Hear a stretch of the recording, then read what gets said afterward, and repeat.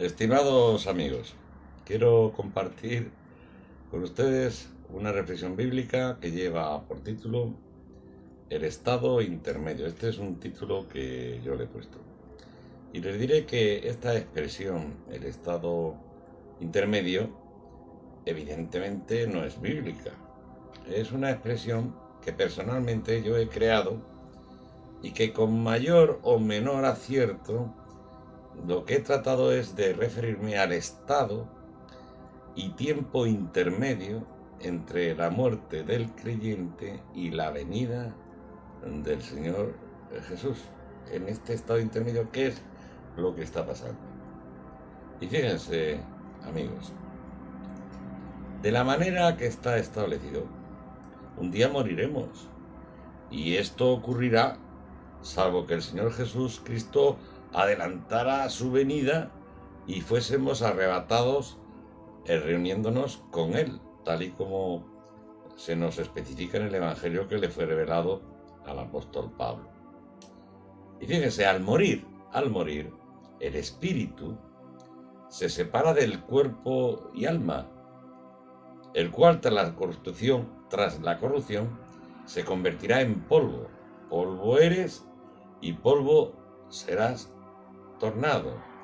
Pero fíjense, el espíritu entrará en una nueva situación, estado, en espera de la resurrección de los muertos y del juicio de Dios. Y de un modo breve, porque lo que yo le voy a exponer va a ser un flash, porque seguramente cuando pueda publicaré un vídeo hablando sobre los conceptos de alma y espíritu. Pero aquí les diré que en el Antiguo Testamento, y aun teniendo palabras en hebreo que distinguen claramente lo que es el espíritu y lo que es el alma, los hebreos, y a lo largo de la historia pueden comprobarlo, ellos utilizaron este concepto alma y espíritu indistintamente, lo cual pues ha llevado a diferentes doctrinas, unos que dicen que creen en la inmortalidad del alma, otros que no creen en la inmortalidad del alma, etcétera, diferentes doctrinas dentro de lo que de esta cristiandad. Y les diré lo siguiente, fíjense, porque todo esto que los judíos tenían, venían influenciados por las culturas que había en aquella época, y digamos, después ya del exilio y tal, se afirmó más todavía estos conceptos y no distinguían entre alma y espíritu, porque tampoco, digamos, grandes filósofos como Sócrates, Platón y Aristóteles, pues también confundían estos conceptos. De tal manera que en la Biblia, en el libro La Biblia, puede decirse que tan solamente el apóstol Pablo, y en Primera de Tesalonicenses, capítulo 5, versículo 23, es el único que yo sepa, puede ser que haya algún otro texto, pero que yo haya visto, creo que es el único en el que establece claramente los tres conceptos: cuerpo, alma y espíritu. Y brevemente, miren, el cuerpo, pues es la materia, digamos, es una materia física de minerales y cosas que los encontramos en la tierra, por eso dice que el polvo era la tierra. Y el alma, vamos a ver, el ser humano, como todos los seres vivientes y hasta una célula, digamos, que es una célula, aparte de tener una composición, digamos, química, tiene algo que es un paquete de información, digamos, dentro de ella, que le sirve para multiplicarse, para curarse, digamos, también auxiliar a otras células, fíjense, para poder estar en un entorno, una célula del cuerpo humano, el entorno de lo que es el cuerpo humano. Bueno, pues en los seres humanos ocurre lo mismo, o sea, en el cuerpo y dentro del cuerpo, nosotros tenemos un cerebro, entonces nosotros tenemos un paquete, todos los seres vivientes, todos, los perros, los gatos, en mayor o en menor medida, todos tenemos un paquete de información, tenemos unos sentidos, como la vista, el olfato, el tacto, gusto, etcétera, unos sentidos, y luego tenemos instintos, tenemos temperamento, o sea, hay una serie de cosas que todos los seres vivientes, digamos, tenemos. Y tenemos un nivel de inteligencia, un paquete de información de inteligencia que nos sirve pues para relacionarnos con nuestros congéneres y con el entorno donde nosotros vivimos.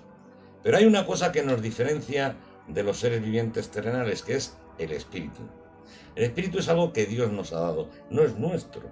Es algo que Dios nos ha dado, le pertenece a Él. Consecuentemente, el espíritu es inmortal, porque procede de Dios, no puede morir, no puede tornar a nada, a lo único que puede tornar es a de donde procede, que es Dios es espíritu en su sustancia y consecuentemente inmortal.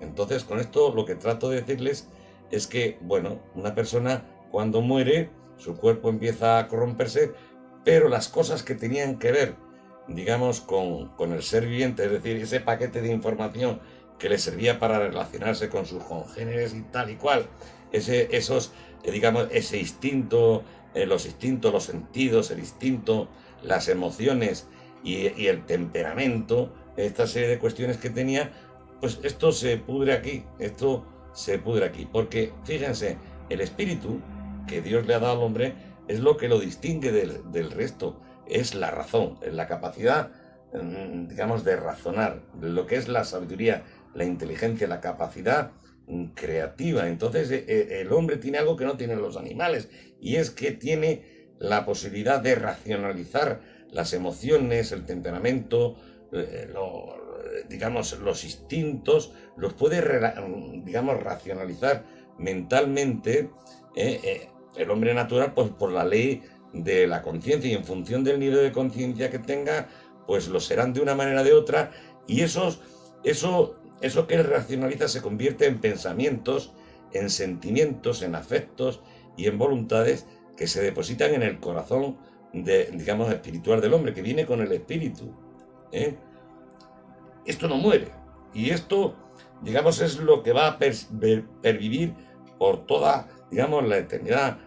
Pero todas las cosas, digamos, que tenían que ver con el instinto, emociones, temperamento y tal, y el paquete de información del cuerpo animal, esto se va a pudrir aquí y va a tornar al polvo. No me quiero extender, espero haberme explicado, para que ustedes sepan que lo que es el espíritu que tiene el hombre, que no es suyo, que procede de Dios, consecuentemente es inmortal como es Dios, esto no muere jamás. O sea, la inmortalidad del espíritu es total. El cuerpo o el alma, tal y como yo les he expresado a ustedes, esto vuelve aquí al polvo de la tierra y se pudre. Polvo eres y polvo serás tornado. El espíritu, sin embargo, entrará en una nueva situación o estado en espera de la resurrección de los muertos y del juicio de Dios, que es lo que creemos conforme al evangelio que le fue revelado al apóstol Pablo. El espíritu del cristiano, del creyente, es trasladado, vuelvo a repetir, esto es lo que yo discierno, que nadie piense, lo que yo he visto, y mi convencimiento es lo que yo estoy convencido de que si mañana fallezco, lo que es mi espíritu va a estar en una situación y estado, y es lo que yo trato con la escritura, trato de discernir cómo puede ser, porque es que yo creo firmemente en esto. Los ateos y esta gente cree que todo se ha acabado, pero yo no. Yo sé que hay una vida espiritual, porque el espíritu no muere nunca, y torna a Dios después de la muerte. Entonces yo, este estado intermedio, estoy intentando discernir por las escrituras cómo puede ser. Pero que duda cabe que tienen que tener ustedes siempre presente y en cuenta que es desde mi discernimiento y opinión, porque no hay una doctrina, digamos, clarísima y explícita que me diga, pues esto es lo que te va a ocurrir, pam, pam, pam, pam, pam. No. Es lo que yo voy sacando del contexto del Nuevo Testamento y fundamentalmente del Evangelio que le fue revelado al apóstol Pablo, aunque también haré alusión a algún versículo de algún Evangelio. El espíritu del cristiano es trasladado al paraíso en el mismo instante en que muere físicamente. Por ello, los cristianos, pues no hemos de tener temor a la muerte, porque sabemos que en ese trance también Dios está con nosotros, y porque el Señor Jesús Cristo ha quitado el aguijón del pecado y de la muerte tras obtener la victoria en la cruz. Y que ahí fue donde nos ha librado, ha sido el libertador nuestro, nos ha librado de la servidumbre a que estábamos sujetos por temor a la muerte. 1 Corintios 15, versículos 55 al 57. En el paraíso estaremos con el Señor Jesús Cristo gozando de su presencia. Yo digo el paraíso porque es que esta palabra va a salir en el contexto. Allí, en donde al lado de Dios, retornando, digamos, de donde procede el Espíritu que nos ha sido dado por Dios. Pero yo le llamo el paraíso porque hay textos aquí que así lo denominan. Pues en el paraíso estaremos con el Señor Jesús Cristo, gozando de su presencia, en plena conciencia. Será un estado intermedio, con pleno conocimiento de quiénes somos, ojo, espiritualmente, porque lo que tenía que ver con la carne, o sea, decir, si yo cuando vaya allí estará mi padre y mi madre, pero yo no voy a tener un sentimiento de filiación humana, porque eso ya se murió aquí.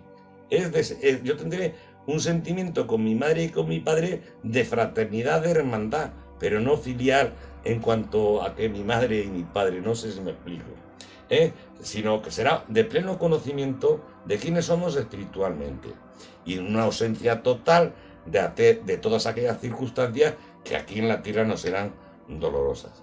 Por el contrario, los que no son creyentes, no son cristianos, no son creyentes, irán a un lugar llamado Seol o Hades, el lugar de los muertos, donde permanecerán igualmente en un estado intermedio, separados del Señor Jesús Cristo y en espera de la resurrección de los muertos y del juicio eterno, porque Dios en su sabiduría, que ha dado el Espíritu al hombre, pues Él puede determinar perfectamente que cuando retorna a Él lo puede colocar donde quiera colocarlo. Yo he dicho aquí el Seol o Hades, pero igual no es ahí donde esté, digamos, el espíritu de todas estas criaturas. Simplemente lo digo pues porque la Biblia habla en más de una ocasión sobre esto. Y por eso es por lo que lo digo, pero sin establecer ninguna línea de doctrina. Yo tengo entendido que los testigos de Jehová, y los adventistas del séptimo día, pues ellos creen y fomentan la doctrina del sueño del alma. ¿Sí? Y he leído algo, no digo que esté sumamente informado, pero yo creo que he leído lo suficiente. Y esta doctrina que ellos tienen, pues en mi opinión, difiere absolutamente con el estado intermedio del espíritu. Te vuelvo a repetir, yo creo que los creyentes estamos en el paraíso, los no creyentes en el Seol o Hades, pues porque son palabras que dice la Biblia, pero en cualquier caso, repito, el espíritu es Dios el que lo ha dado, retorna a Él, vuelve a Dios, y Dios lo colocará donde crea oportuno, pues probablemente en lugares que tengan, o espacios, o en fin, donde sea, con estos nombres bíblicos. Pero yo no creo tampoco que sea demasiado importante, digamos, el lugar y el nombre. Vamos a ver, ¿qué es el sueño del alma? Yo quiero entender que cuando ellos utilizan el concepto alma, en realidad debieran de estar, yo creo que ellos se refieren al espíritu, pero es que alma ya les explico, no me voy a repetir. Anteriormente, en el alma entran una parte animal y ellos quieren meter la parte animal y espiritual en el mismo sitio, y no, una cosa es la parte animal, por mucha inteligencia que esa parte animal tenga, y otra cosa es la parte espiritual, que esa sí que es inteligente y creativa. Es decir, en realidad están refiriéndose al espíritu, es decir, a la parte inmaterial del ser humano. Porque como es natural, cuando muere el alma, y entendiéndola como ser viviente, como les digo, ipso facto perecen los sentidos, los instintos, las emociones, el temperamento, etc. Y el cuerpo entra en descomposición hasta convertirse en polvo. Luego está claro que ellos, y aunque utilicen el concepto alma, en realidad yo creo que se están refiriendo a la mente, corazón y conciencia del ser humano, o lo que es lo mismo a su espíritu, aunque ellos le llamen alma. Por consiguiente, es una doctrina que enseña que cuando los cristianos mueren, van a un estado intermedio de inconsciencia, es decir, de sueño, y que permanecerán en el mismo hasta que el Señor venga. Esto es lo que parece ser que enseñan los testigos de Jehová y adventistas del séptimo día. Miren lo que dice Juan 11:11. Dicho esto, les dijo después: nuestro amigo Lázaro duerme, mas voy para despertarle. Pues bien, los testigos de Jehová y otros basan su doctrina pues en versículos como este, en los cuales pues se relaciona la muerte con el dormir. Pero, estimados amigos, esto es un eufemismo. Es un eufemismo que utilizó Jesús para referirse a la muerte. También en la Biblia se utiliza los eufemismos conocer, refiriéndose al acto sexual entre dos personas, y cubrir los pies, refiriéndose a ir al servicio para hacer las necesidades naturales. Y si escarbáramos en la Biblia, seguramente encontraremos más eufemismos. Los discípulos no captaron el eufemismo cuando les dijo que Lázaro estaba durmiendo, creyendo que estaba sumido en un sueño, de tal modo que finalmente Jesús tuvo que decirles claramente: Lázaro ha muerto. En este relato que viene en el peculiar evangelio de Juan. Yo me estoy refiriendo a este relato, Juan 11:14. Vamos a ver, ¿qué es el estado intermedio? Para mí, pues repito, en el paraíso estaremos con el Señor Jesús Cristo gozando de su presencia en plena consciencia.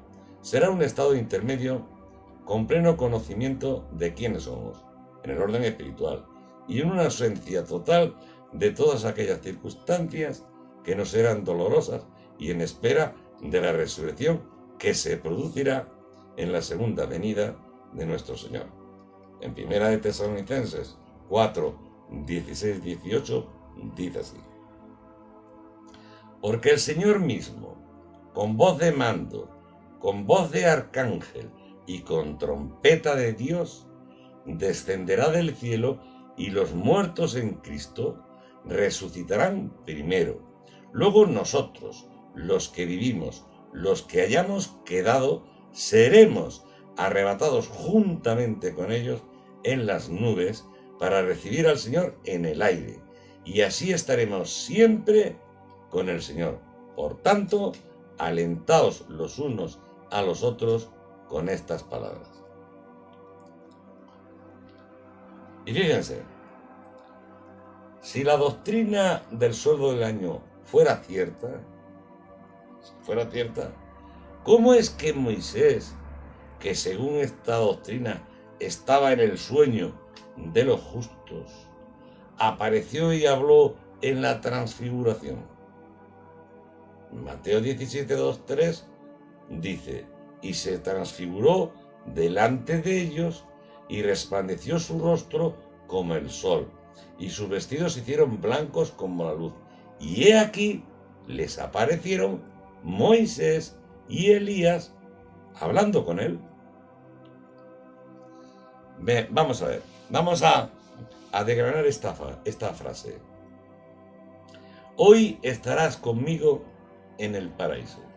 Lucas 23, 42, 43 dice así: y dijo a Jesús, uno de los ladrones que crucificaron con él: acuérdate de mí cuando vengas en tu reino. Entonces Jesús le dijo: de cierto te digo que hoy estarás conmigo en el paraíso. Quienes respaldan el concepto del sueño del alma argumentan que Jesús no pudo querer decir esto.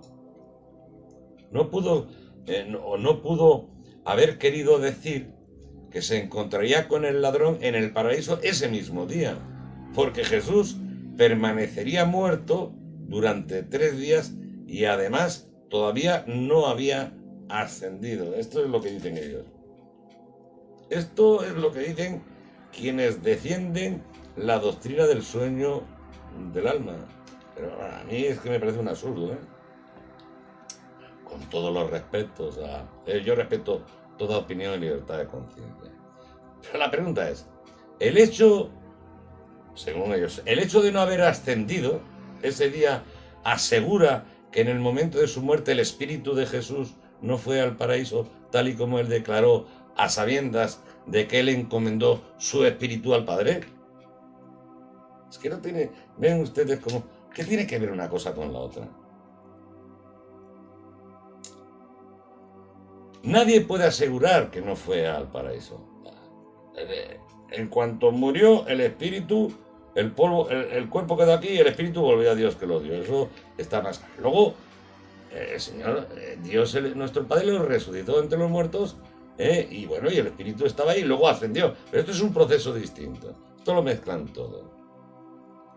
Para ello, y con todo el descaro del mundo, los testigos de Jehová, en mi opinión, manipulan, adulterando la palabra de Dios, cuando traducen de este modo. Y él le dijo, así es como traducen ellos, y él le dijo, verdaderamente te digo hoy, estarás conmigo en el paraíso. Y digo que manipulan y adulteran, porque en una traducción del griego español, lo que dice es lo siguiente, y dijo a él, amén, a ti estoy diciendo, hoy con de mí estarás en el parque jardín. O sea, ellos meten eso, te digo hoy. Traduciendo sería así. Y dijo a él, amén, a ti te estoy diciendo hoy conmigo estarás en el parque jardín. Así que los testigos de Jehová, estimados amigos, lo digo por si alguna vez algún testigo de Jehová les va hablando sobre el sueño del alma, pues vean cómo claramente ellos manipulan este versículo para apoyar su doctrina. Vamos a ver, otro versículo que ellos utilizan mucho. Los muertos nada saben, ni tienen paga, porque su memoria es puesta en olvido. Eclesiastés 9:4-6 dice, aún hay esperanza para todo aquel que está entre los vivos, porque mejor es perro vivo que león muerto, porque los que viven saben que han de morir, pero los muertos nada saben, ni tienen más paga, porque su memoria es puesta en olvido. También su amor y su odio y su envidia fenecieron ya, y nunca más tendrán parte en todo lo que se hace debajo del sol. Esto viene en Eclesiastés, y lo recalco, viene en Eclesiastés. Este es uno de los versículos preferidos de los testigos de Jehová para defender su doctrina del sueño del alma. Pero, estimados amigos, un texto bíblico, además de analizarlo en su contexto inmediato, ha de ser analizado en el contexto general de las Escrituras. Fíjese, Reina Valera del 60, segunda de Timoteo 3, 16, 17. Fíjese lo que dice este versículo, porque voy a decir algo sobre él. Dice así, toda la Escritura, dice Reina Valera, toda la Escritura es inspirada por Dios y útil para enseñar, para redarguir, para corregir, para instruir, y sigue el versículo. Pues fíjense, en una traducción del griego al español, la traducción es la siguiente. Ahí dice, toda la Escritura es inspirada por Dios. Sin embargo, en una traducción del griego al español dice, todo escrito divinamente soplado. No toda la Escritura es, sino todo escrito divinamente soplado. O sea, que es que no tiene nada que ver cómo traduce uno y el otro. Cómo se traduce del griego al español y cómo traduce Reina Valera. Fíjense, el Nuevo Testamento a mí me gusta mucho y le aconsejo que si pueden, y cuando estén estudiando lo utilicen. El Nuevo Testamento de Pablo Besson. Cómo traduce 2 de Timoteo 3:16. Y lo traduce así. Toda escritura divinamente inspirada, no toda la escritura es, no, dice toda escritura o todo escrito divinamente inspirado o soplado es también útil para instrucción, para reprensión, para corrección, para educación en justicia. Así que, estimados amigos, la Biblia contiene escritos que han sido divinamente inspirados por Dios, lo cual significa que todos los escritos contenidos en la Biblia han de ser considerados como inspirados por Dios. Porque no es así. Hay escritos, muchos escritos y también muchísimos escritos, muchos que son inspirados por Dios y muchísimos que no son inspirados por Dios. Y están contenidos en este libro que se llama la Biblia. Pero claro, en el dogma evangélico solo escritura, pues desde la primera letra del Génesis hasta el Apocalipsis, ustedes tienen que creer dogmáticamente, es un dogma, que todo es inspirado por Dios. Cuando estamos viendo claramente aquí, y en una traducción fidedigna del griego al español, que no está diciendo eso. No está diciendo que toda la escritura es, no. Dice que todo escrito divinamente inspirado o soplado es útil para tal y cual, que no es lo mismo. Y he hecho mención a estos versículos al objeto de que todos sepamos que la escritura es multiforme en su gracia, de tal modo que encontraremos en numerosas ocasiones textos que nos enseñan sobre aciertos y errores, sobre cosas que hay que hacer y sobre cosas que no hay que hacer. En la Biblia tenemos la siguiente clasificación, brevemente: libros de la ley, libros históricos, libros poéticos y de sabiduría, libros proféticos, los evangelios, libros históricos o hechos de los apóstoles, cartas o epístolas paulinas, cartas o epístolas generales y el libro profético del Apocalipsis. Y en Efesios 2:20 nos dice clarísimamente que somos edificados sobre el fundamento de los apóstoles y profetas, siendo la principal piedra del ángulo Jesús, Cristo mismo. Y precisamente Eclesiastés no es un libro donde podamos encontrar fundamentos de doctrina. Más bien es un libro que nos da la oportunidad de ver el mundo a través de los ojos de una persona que, aunque muy sabia, está tratando de encontrarle el sentido de la vida a las cosas humanas y temporales. La mayor parte de los placeres mundanos son explorados por el predicador y ninguno le proporciona un sentido significativo a la vida. Y si Salomón escribió este libro, lo escribió desde la perspectiva del razonamiento humano, desde la perspectiva del hombre que vive debajo del sol. No se puede coger aquí y sacar una doctrina del libro de Eclesiastés. Es una barbaridad. Otra expresión: el que cree en mí, aunque esté muerto, vivirá. Y le voy a dar lectura a un versículo del peculiar Evangelio de Juan. Juan 11, 25, 26. Sí, es que este Evangelio es muy peculiar y verán por qué. Le dijo Jesús, este es el de yo soy, yo. Yo soy la resurrección, dije, yo soy la resurrección y la vida. El que cree en mí, aunque esté muerto, vivirá. Y todo aquel que vive y cree en mí, no morirá eternamente. ¿Crees esto?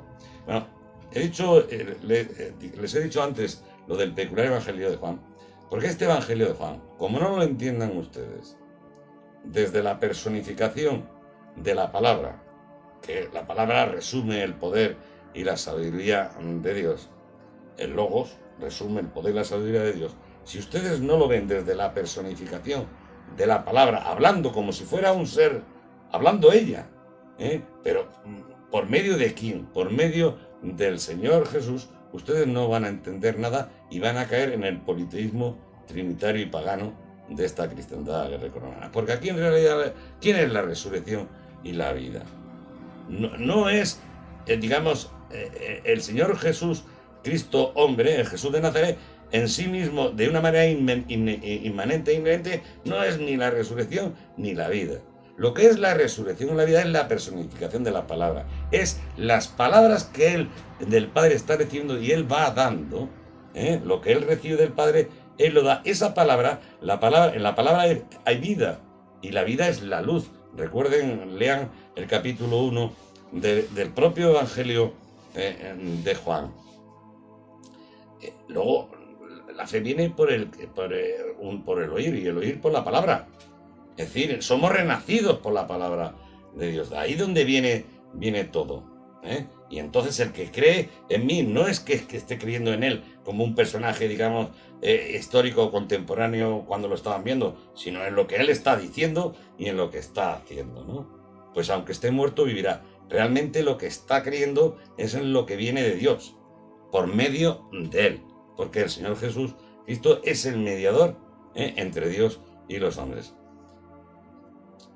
Este versículo en realidad tiene el fondo, es perfecto desde la personificación de la palabra, pero como este peculiar Evangelio de Juan, repito, siempre tiene una tendencia, digamos, bueno, en fin, una tendencia politeísta pagana, porque la tiene. Y tengo ahí un canal donde tengo publicados un montón de vídeos sobre los escritos joánicos, y ahí lo podrán ustedes, vamos, capítulo a capítulo, ver lo que ocurre en este peculiar Evangelio de Juan, que tanto le gusta, y al que tanto recurre en apoyo de su doctrina politeísta trinitaria pagana, esta cristiandad greco-romana. Bueno, pero en cualquier caso, y desde la personificación, ustedes entienden que estos son palabras del Señor Jesús, que lo que está diciendo con toda aquella, que el que cree en las palabras que Él ha dado, la fe viene por el oír y el oír por la palabra, bueno, pues aunque esté muerto, vivirá, porque vamos a ser renacidos, hemos sido renacidos por la palabra de Dios. El cristiano en Cristo, cuando muere, sigue viviendo en el lugar donde se encuentre nuestro Señor Jesús Cristo. Porque dice, y donde yo estuviere, allí también estará mi servidor. Juan 12:26, que también había que matizarlo, lo de mi... Bueno, pero en fin, no me quiero extender. El tercer cielo sería el paraíso. ¿Dónde está el paraíso? Según dijo el apóstol Pablo, el paraíso está en el tercer cielo. Recuerden, 2 Corintios 12, versículos 2 al 4, que dice así: conozco a un hombre en Cristo, que hace 14 años, si en el cuerpo no lo sé, si fuera del cuerpo no lo sé, Dios lo sabe. Fue arrebatado hasta el tercer cielo, y conozco al tal hombre, si en el cuerpo fuera del cuerpo no lo sé, Dios lo sabe, que fue arrebatado al paraíso, donde oyó palabras inefables que no le es dado al hombre expresar. Pues ahí es donde está el paraíso. Vamos a ver esta expresión, esta frase de Pablo: ausente del cuerpo y presente al Señor. Cuando el apóstol Pablo piensa en la muerte, fíjense lo que dice. 2 Corintios capítulo 2, versículos 5 al 9. Dice así: así que vivimos confiados siempre, y sabiendo entre tanto que estamos en el cuerpo, estamos ausentes del Señor. Porque por fe andamos, no por vista, pero confiamos, y más quisiéramos estar ausentes del cuerpo y presentes al Señor. Por tanto, procuramos también, o ausentes o presentes, serle agradables. Y aquí vemos claramente cómo el apóstol Pablo prefería estar ausente del cuerpo y presente al Señor. El apóstol Pablo deseaba partir y estar con Cristo. Fíjense, Filipenses 1, 21, 24. Dice, porque para mí el vivir es Cristo y el morir es ganancia. Mas si el vivir en la carne resulta para mí en beneficio de la obra, no sé entonces qué escoger, porque de ambas cosas estoy puesto en estrecho, teniendo deseo de partir y estar con Cristo, lo cual es muchísimo mejor. Pero quedar en la carne es más necesario por causa de vosotros. Luego, otra expresión del apóstol Pablo: después de mi partida. Del apóstol Pedro, en este caso. El apóstol Pedro dijo, sabiendo que en breve, no solamente Pablo, fíjese, Pedro, sabiendo que en breve debo abandonar el cuerpo como nuestro Señor Jesús Cristo me ha declarado. También yo procuraré con diligencia que después de mi partida, vosotros podáis en todo momento tener memoria de estas cosas. O sea, el apóstol sabía que pronto moriría y él iría a vivir en el cielo con el Señor, y hablaba de su muerte como una partida de su cuerpo, cuando él dijo que no tardaría en salir de su morada terrestre. Ahora bien, si la muerte se llama partida, significa que hay algo en el cuerpo que parte del cuerpo cuando muere. De lo contrario, no tendría sentido llamarla partida. Y sabemos que este algo es el espíritu que está en el hombre. Y no solo eso, si el espíritu se va, tiene que existir también un lugar donde se va a ir, porque de lo contrario no tendría sentido hablar de partida. Y sabemos que este lugar, por palabras que están aquí en la Biblia, es el paraíso, el tercer cielo. El mismo lugar donde el apóstol Pablo fue arrebatado, pero que sin embargo no podía decir si esto fue en el cuerpo o fuera del cuerpo, y donde oyó palabras inefables que no le es dado al hombre expresar. 2 Corintios 12:4. Y ya vamos a concluir. La iglesia, la congregación de los primogénitos que están inscritos en los cielos. En Hebreos 12, 22, 24 dice: sino que os habéis acercado al monte de Sión, a la ciudad del Dios vivo, Jerusalén la celestial, a la compañía de muchos millares de ángeles, a la congregación de los primogénitos que están inscritos en los cielos, a Dios el juez de todos, a los espíritus de los justos, hechos perfectos, a Jesús el mediador del nuevo pacto, y a la sangre rociada que habla mejor que la de Abel. Y este texto es absolutamente claro y contundente, declarando que tanto Dios, los ángeles, la iglesia y los santos del Antiguo Testamento están en el monte de Sión, en la ciudad del Dios vivo, la Nueva Jerusalén. Los mártires están en la presencia de Dios. En Apocalipsis 6, 9, 10 dice: cuando abrió el quinto sello, vi bajo el altar las almas de los que habían muerto, de los que habían sido muertos por causa de la palabra de Dios y por el testimonio que tenía, y clamaban a gran voz diciendo: ¿hasta cuándo, Señor, santo y verdadero, no juzgas y vengas nuestra sangre en los que moran en la tierra? Y como conclusión, decir que el espíritu del cristiano, cuando muere, no queda en un estado de inconsciencia, no queda en un sueño del alma, sino que directamente, esto es lo que yo creo, esta es mi convicción plena, sino que va directamente a la presencia del Señor, al paraíso, al tercer cielo, donde están los primogénitos de la iglesia y los espíritus de los santos del Antiguo Testamento, al lugar donde Pablo deseaba partir y estar con Cristo, lo cual es muchísimo mejor. Sin embargo, este estado intermedio nunca será tan glorioso como la glorificación de nuestros cuerpos cuando seamos transformados a la semejanza de nuestro Señor Jesús Cristo. Tal y como dice en 1 Corintios 15, 51 al 54, y en 2 Corintios 5, 1, 2, y en 1 Juan 3, 2.